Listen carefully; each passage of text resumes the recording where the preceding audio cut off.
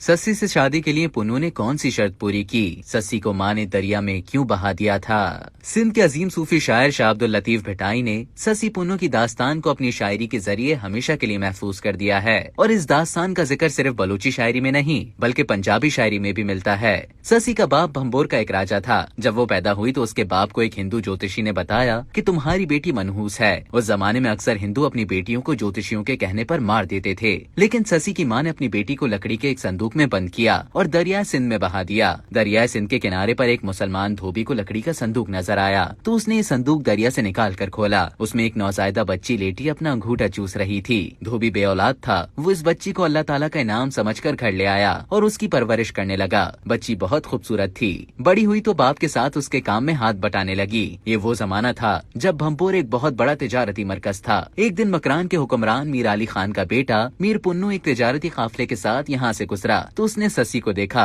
पुन्नू ने सस्सी के साथ शादी की ख्वाहिश का इजहार किया और ये नहीं बताया कि वो एक शहजादा है। सस्सी के बाप ने शर्त पेश की कि तुम कपड़े धोकर दिखाओ। पुन्नू ने कपड़े धोकर दिखा दिए और यूं उसकी सस्सी के साथ शादी हो गई। पुन्नू के बाप और भाइयों को पता चला तो उन्होंने पुन्नू से कहा कि उन्हें ये शादी कबूल नहीं, क्योंकि सस्सी एक धोबी की बेटी है। पुन्नू ने सस्सी को छोड़ने से इनकार कर दिया, जिसके बाद पुन्नू के भाई उससे मिलने भंबोर आए। उन्होंने भाई से कहा, हम तुम्हारी शादी का जश्न मनाने आए हैं। उन्होंने पुन्नू को शरबत में नशावर दवा मिलाकर पिलाई। पुन्नू बेहोश हो गया तो उसे ऊंट पर लाद कर वो मकरान रवाना हो गए। जब सस्सी ने पुन्नू को गायब पाया तो वो उसका नाम लेते हुई मकरान की तरफ भागी। रास्ते में भूख और प्यास से वो निढाल हो गई तो उसने एक चरवाहे से पानी मांगा। चरवाहे की नीयत बिगड़ गई तो सस्सी ने दुआ मांगी कि जमीन फट जाए और वो उसमें समा जाए। लोक रिवायात के मुताबिक जमीन फट गई और सस्सी उसमें समा गई। इस वाक़े के बाद बदनीयत चरवाहा सस्सी की कब्र का मुजाविर बन गया। उधर पुन्नू को होश आया तो वो वापस भंबोर की तरफ भागा। रास्ते में उसने चरवाहे से सस्सी के मुतालिक पूछा तो उसने पुन्नू को बताया कि वो तुम्हारा नाम लेते लेते जमीन में दफन हो गई और फिर यहीं पर पुन्नू की भी मौत वाक़ई हो गई। पुन्नू के ताकतवर बाप और भाइयों ने उसे सस्सी से जुदा करने की कोशिश की, लेकिन मोहब्बत और वफा की ये कहानी कयामत तक जिंदा रहेगी। तुर्बत के करीब पुन्नू के शाही खानदान का किला सस्सी पुन्नू का किला कहलाता है। हालांकि सस्सी कभी एक दफा भी इस किले में आई नहीं थी। तारीख अहमियत का हामिल ये किला खस्ता हाली का शिकार है। अब तक के लिए इतना ही। मजीद इसी तरह की मालूमात हासिल करने के लिए डेली जंग के YouTube चैनल को सब्सक्राइब करें और Facebook के पेज को लाइक करना ना भूलें।